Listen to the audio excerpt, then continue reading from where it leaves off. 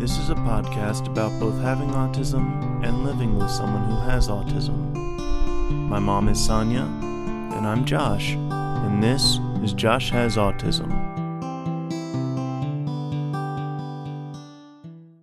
Hello, everybody. Hey, it's been a long time, huh? It has. Welcome to Josh Has Autism. We have missed you. Absolutely. Oh my gosh, last time was that we were both on here was what? July. Oh my gosh. I know. It's been a long time.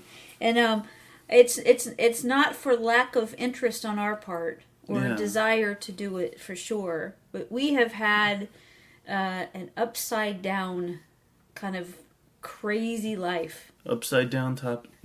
Is it topsy-turvy? Yeah. Okay. Yeah, it's been topsy-turvy.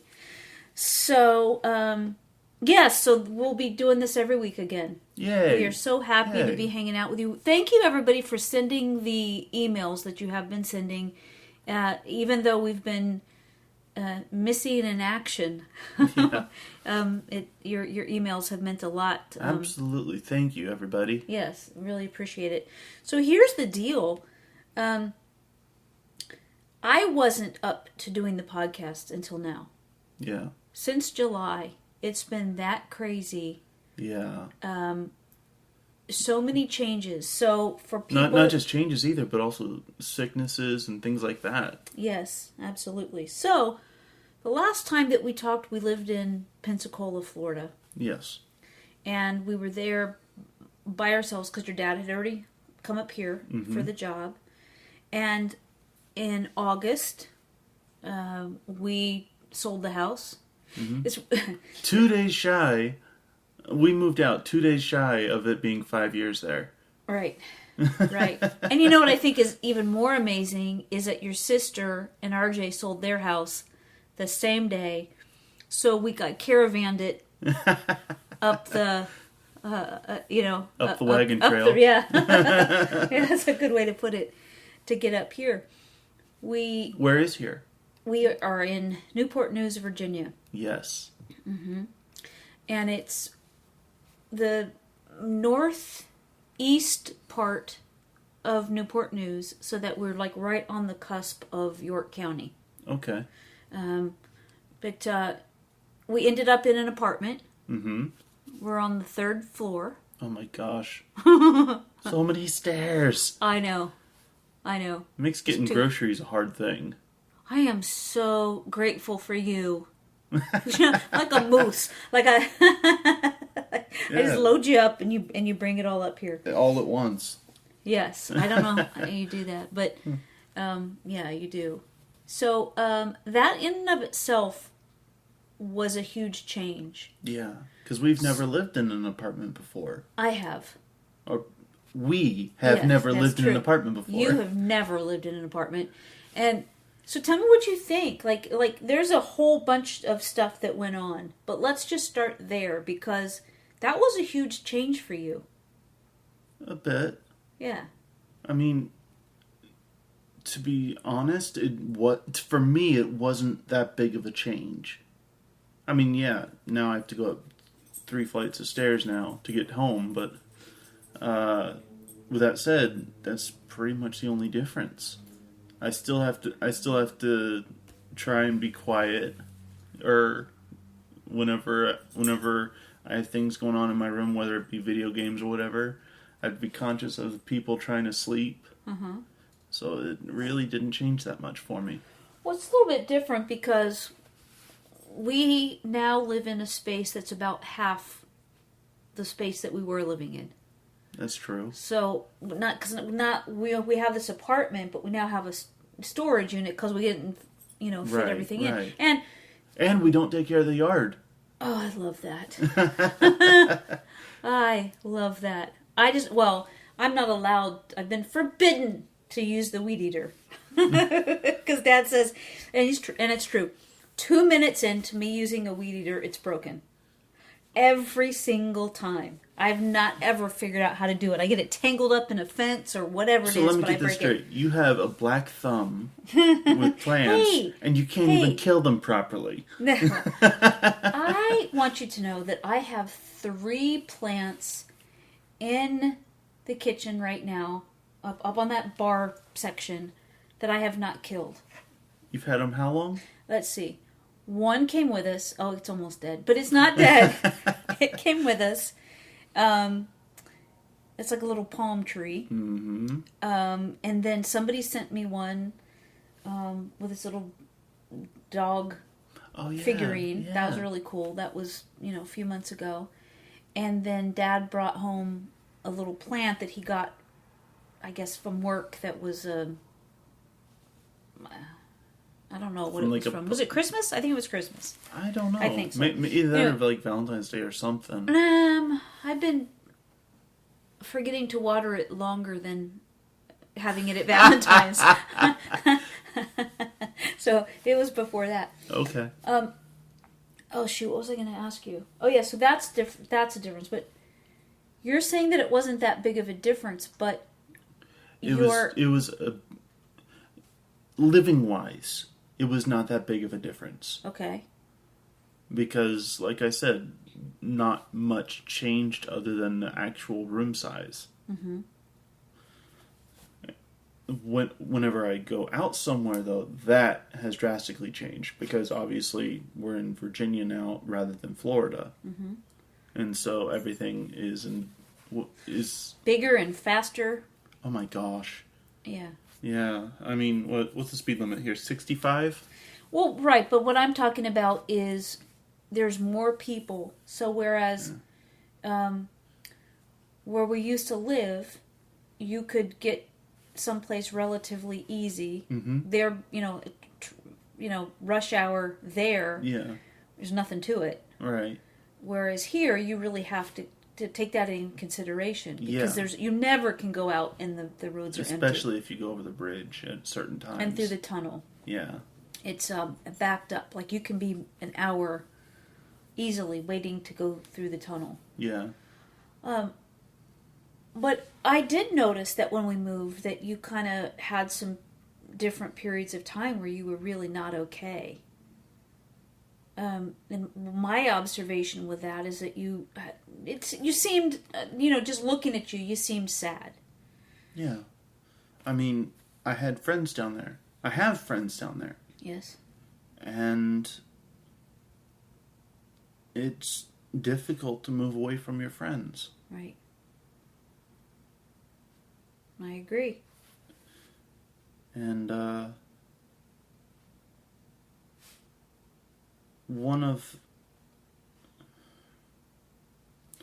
the difficulties I had here is that there was no D&D locally that I could find. Mm-hmm.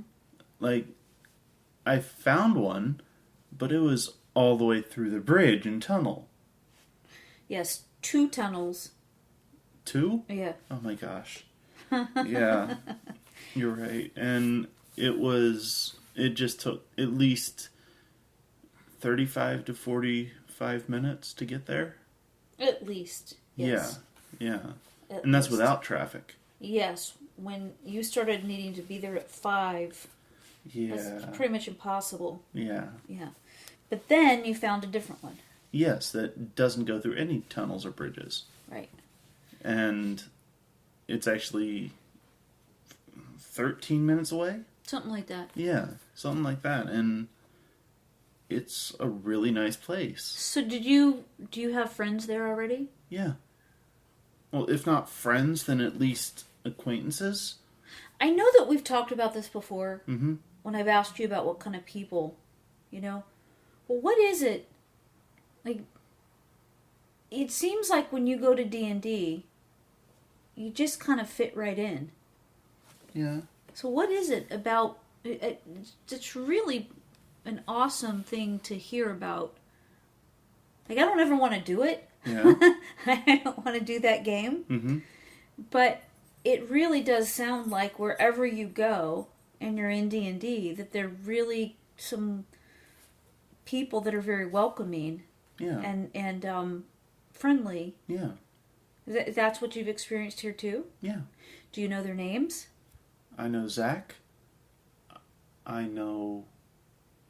what is her name? Her name just flew out of my head. Okay. Do you know how many years we worked to get you to even be interested in knowing somebody's name? So the fact that you said Zach is just, Yeah. The reason I even remember it, Yeah. as I told him, there's been so many cases where I meet a Zach and there's an Alex right near him. Mm-hmm. Oh. Yeah, with a Z and an A. Oh, is that why how you remember it? Yes. Okay. And I remember telling him about this. He's like, huh, that's really weird, maybe even creepy. Oh. So, are these guys here and girls too, and ladies, are they, do you have any of them that you'd like to you talk to outside of D&D? Yeah. Really? Yeah. Zach actually works at the store. Okay. And he not only runs one of the games I'm in, mm-hmm. but he also works at the store that it's held in. Mm-hmm. Now, to me, that's something that really made a difference for you. Is when you found this D&D, mm-hmm. that's when you started to begin to be yourself mm-hmm. more. Yeah. Where you seem to be more relaxed and comfortable. Yeah.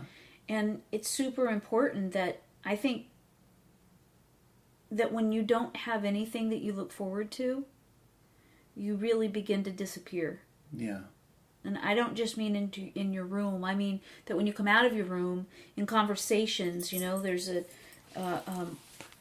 yeah. Sometimes just no affect whatsoever. It just is... You're just disappearing in front of us. And so... Yeah. I'm so grateful to this opportunity and to those people. Yeah. I don't know any of them, but... Well, I go into... if I can only talk, one of the speeches I'm working on, mm-hmm. I actually go into this a little bit. Okay, awesome. Mind me, Sharon? Not word for word or anything, just a general idea. Yeah, like a premise. Yeah. In regards to D&D at least. Okay. So, one of the things that people with autism deal with, they have to learn social cues. Mm-hmm. They have to learn how to interact with others and react to others mm-hmm. appropriately. Yeah, it's kind of key. Yes. How many times has it been inappropriate? Very many. We can go, whoops. Yeah. There has to be knowledge of when people are joking or using sarcasm. Yeah, it's a tough one, isn't it? Yeah. Mm-hmm. So it's not just social building, it's also interacting with others. Mm-hmm. I guess it's also social building, but just learning how social interactions work is a very big thing in D&D. Really? Yeah, because you are playing as somebody else.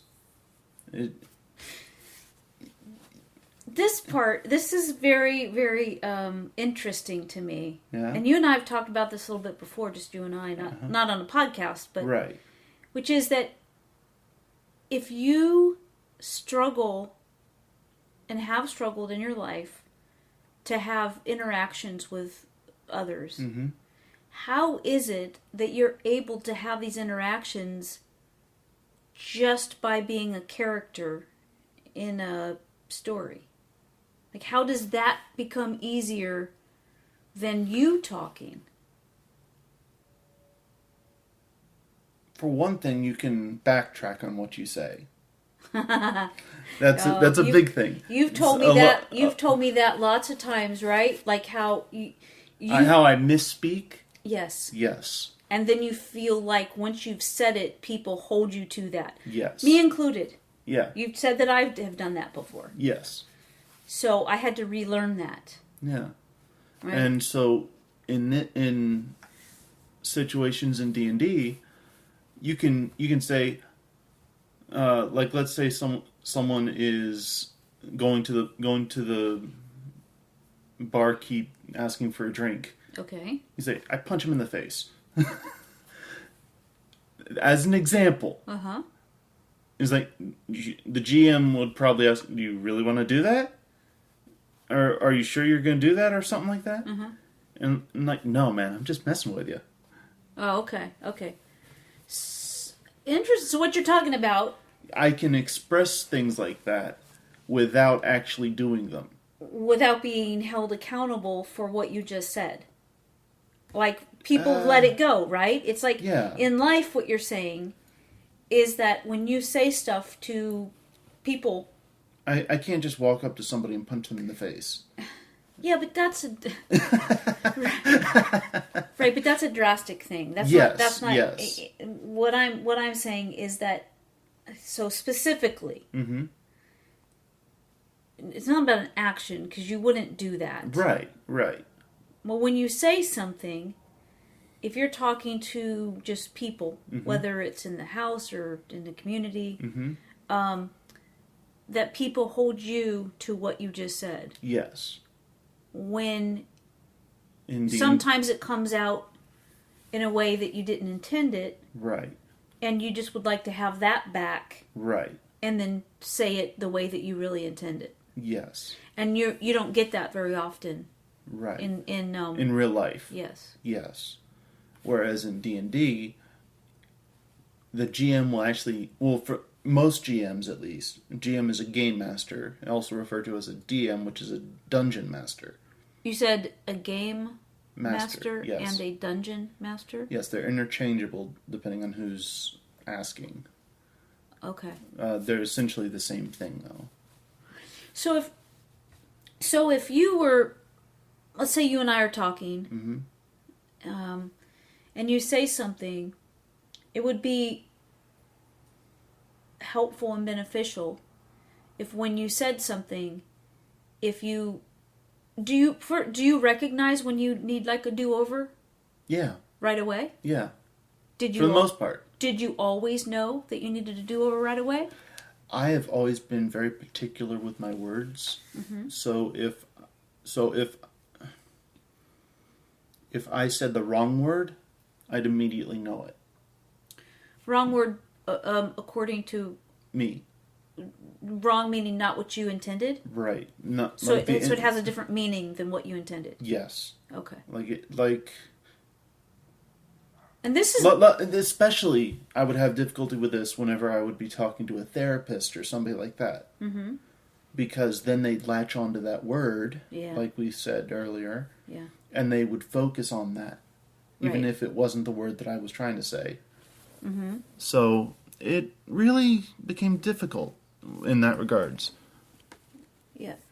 So when you think about this. Well, let me keep going with the D&D while you're thinking about that. Okay, go ahead. So one of the things about D&D that really helped with that, with autism, is that you can be in scenarios that are absolutely random and you have to come up with solutions. So it's thinking outside the box. Okay. Which is something that people with autism are famous for doing. Oh, for thinking outside the box? Yes. Explain that. Because I think that if I would just go like, no, because you have been rigid in your way of existing. Things have to be a certain way. Right. Things have to be said a certain way. They have to happen in a certain order. You have to have advance notice that something's going to happen. Yeah. So how is that outside when it needs to be so particular? Because you don't always know what's going to happen in a game. Like, you don't always know what you're going to fight next. You don't know what you're going to encounter next or anything else like that. Okay. You have to... Sometimes GMs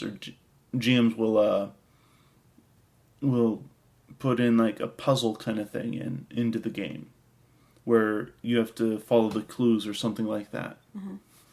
And this entire time, you have to act. You have to portray your character as if you were the character, not necessarily voices or anything like that. Right. Okay. Because some of us are horrible at them. Okay. But what I mean is that if you have a barbarian, okay, what do you think when I say barbarian? You're doing the muscle move. Yeah, like a beefy kind of. Do you think smart? No. Yeah, that's essentially barbarian. They're muscly and they're just full on out attack. Oh, okay. So if something confuses them or makes them upset, what are they going to do? They're going to take their sword and try and hit you with it. Okay. Is D&D always fighting? No. Oh, okay. So, let me ask you a question about this, though, because I'm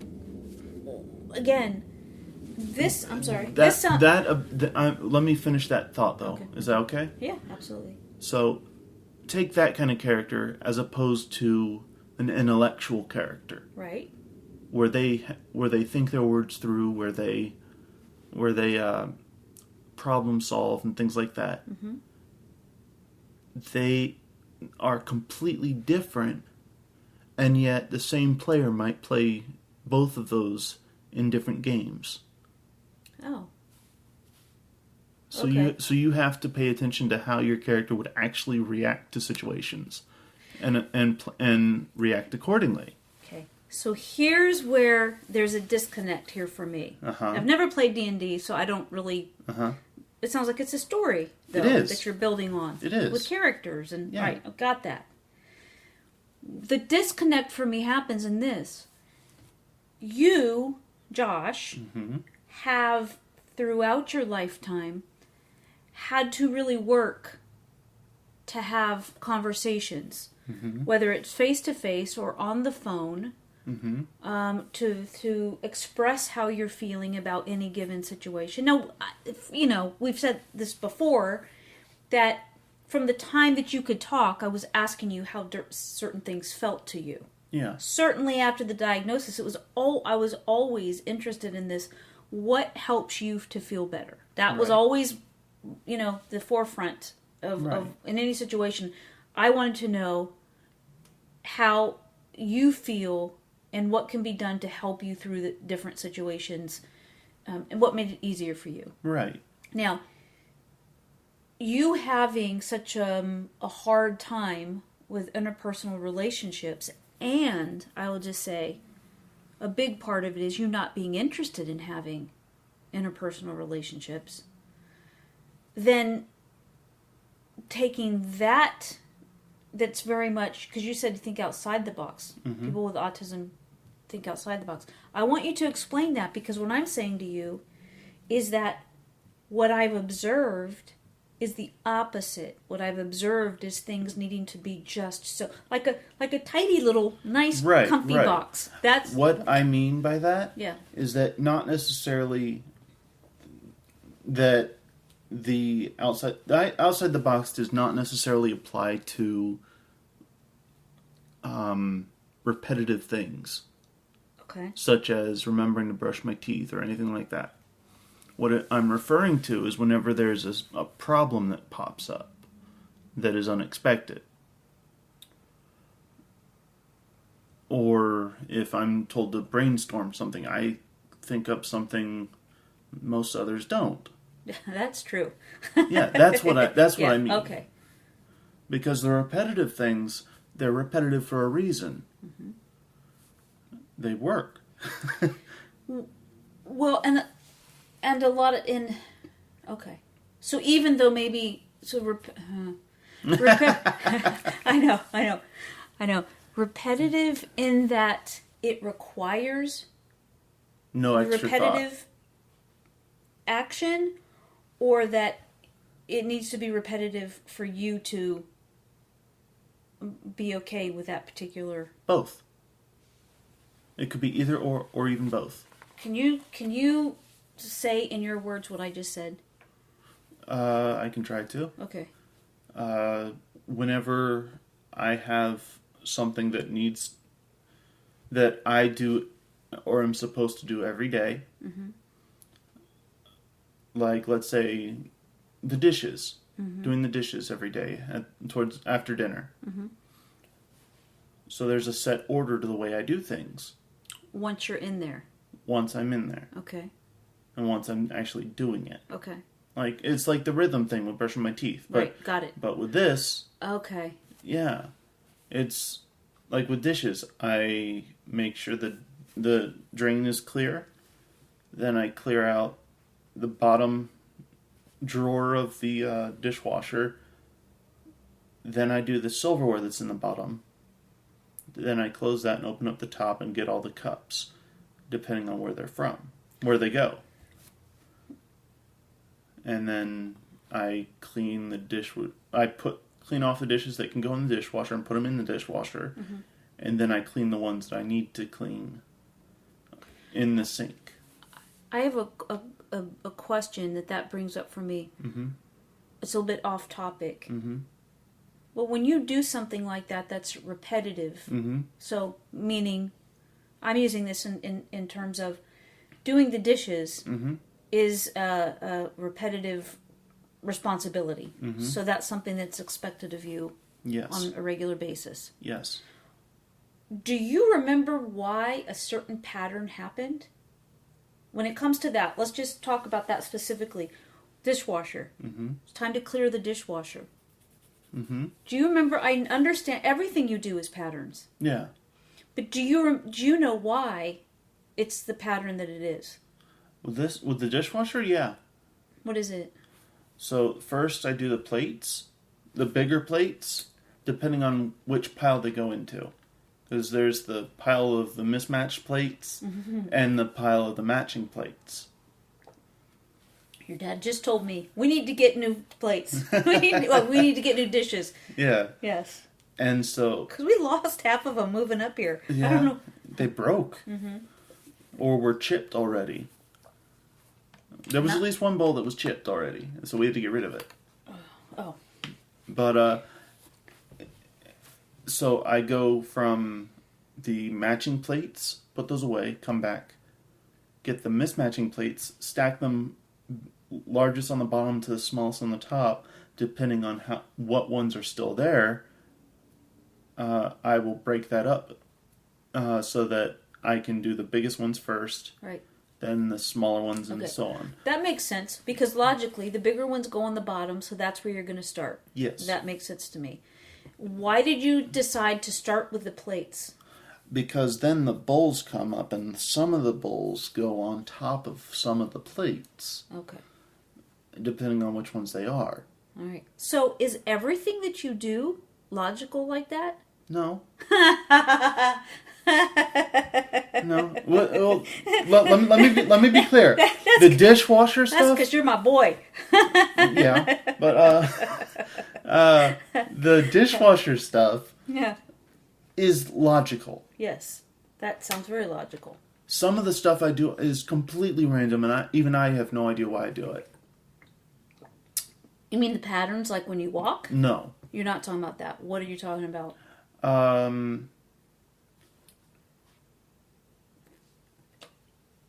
Like, sometimes whenever I'm playing D&D, I will just randomly say things to people. And right. And even I don't know why I say them. Right, okay. All right. But I'm very comfortable with the people there. Right. So I'm more. And here's what to me is really cool about D&D people. That based on what you say is that they're very, again, like I said, welcoming, but they're very tolerant of people being different. You know what I mean? Like That is absolutely true. And one of the reasons for that is because there's so many different characters that you play as. So you have to be tolerant of that kind of stuff. So it's like if you like a particular book that's a certain genre, what basically D&D is that every genre you can think of, right? People can bring their personalities, their mannerisms, Yes. their imagination, and it all meshes. Yomi soda. That's really cool. Yeah. That is really cool. Yeah. And one of the things that is absolutely amazing about D&D, there's no outside influence, really, on who plays and who doesn't. There's no, like, pecking order? Well, let me clarify that. There's no sexism, there's no racism, there's no nothing, none of that. Right. Uh-huh. And sounds like so if society was modeled after the folks in D&D, a lot of people would be dead. no, But, no,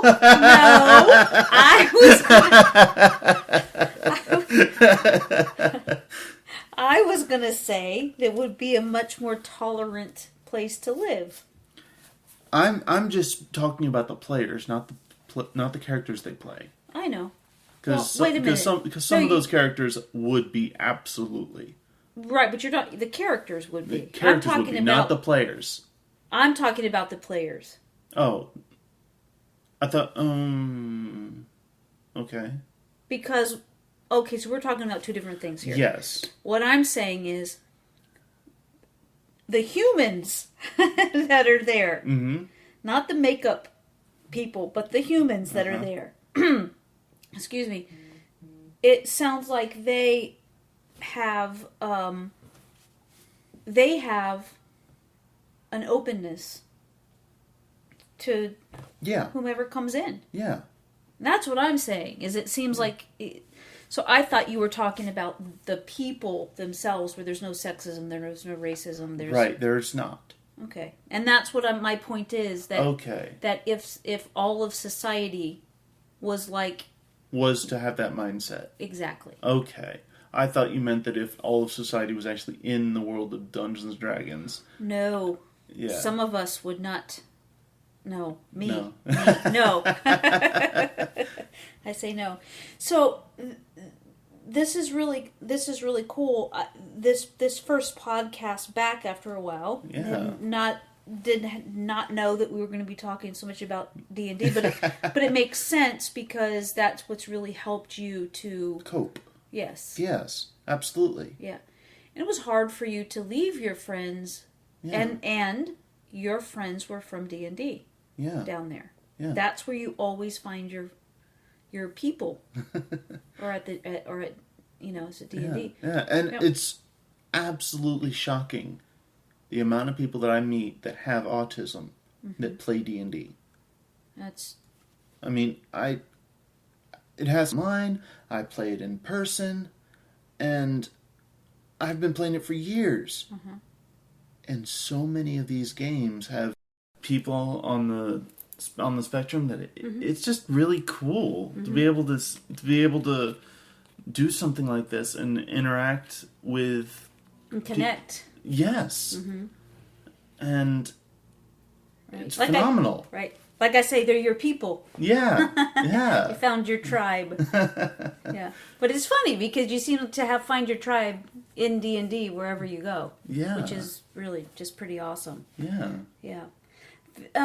So you credit D&D for helping you through the move more than anything else. Yes. Okay. And life, I would think. Yeah. Right. Yeah. Right. I know that moving can be difficult for anybody because it's just that things are not familiar when you move. You know, at first it's all the boxes and nothing is where you need it to be. Right. But to consciously think, where's the coffee pot? Where's the coffee filters? Where's the, for you, where's my books? Your books. Exactly. So it's just a daunting undertaking for anybody. Yeah. And when you move cross country like we did, one of the things that I was concerned about in the very beginning for you was that nothing was going to be familiar. And Right. that's super important for you. Yeah. You don't like change. Not really. You need things to be in patterns. You need things to be in a routine.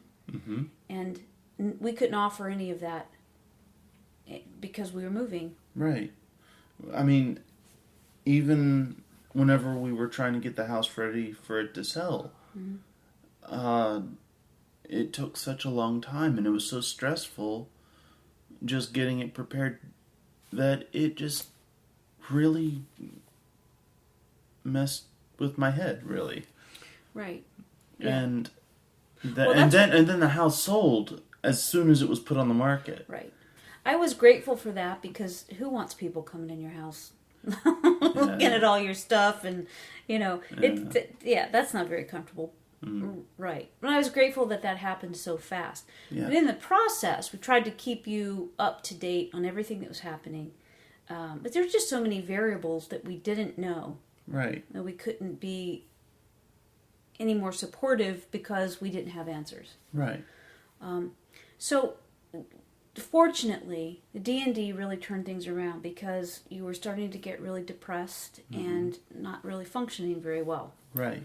And when you did find the D&D, at first you tried a couple different ones. I think you're really happy where you are. Yeah. Yeah. Yeah, I am. Is there anything else that helped in the process that you can think about that comes to mind that maybe you can pass on to one thing that I know anybody really else? helped Mm-hmm. is that you and Dad kept me in the loop of everything. As soon as you found out something, you let me know. Mm-hmm. And that was a tremendous help. Okay. Good. Yeah. Mm-hmm. I mean, even whenever you didn't have the answers, you'd be straightforward and tell me, hey, we don't have the answers for this yet, but this is what we're thinking. And we did that because we know that you don't like surprises. Yeah. You even need to have notice of, what's happening next week or, Yeah. So it's along those lines is that we didn't want to spring anything on you. Right, right. Yeah. So we're here now. Mm-hmm. We made it. Woohoo! Yes, it's been an awful lot of illnesses and, for a number of us and, so grateful to be back doing the podcast again. Yeah. So I think that this went a direction I wasn't anticipating. Yeah, D&D all the Yes, way. right. But I'm grateful that that's made such a difference for you, and that is D&D something that's just for adults?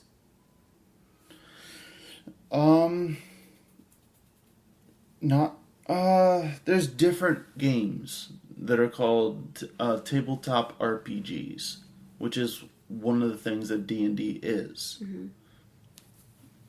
But there are other games that vary for the age groups. So, like middle school or high school. Yeah. I mean, D&D. I would say don't start it until middle school, at least. Okay. Because there's so many complex rules and everything else like that. Mm-hmm. And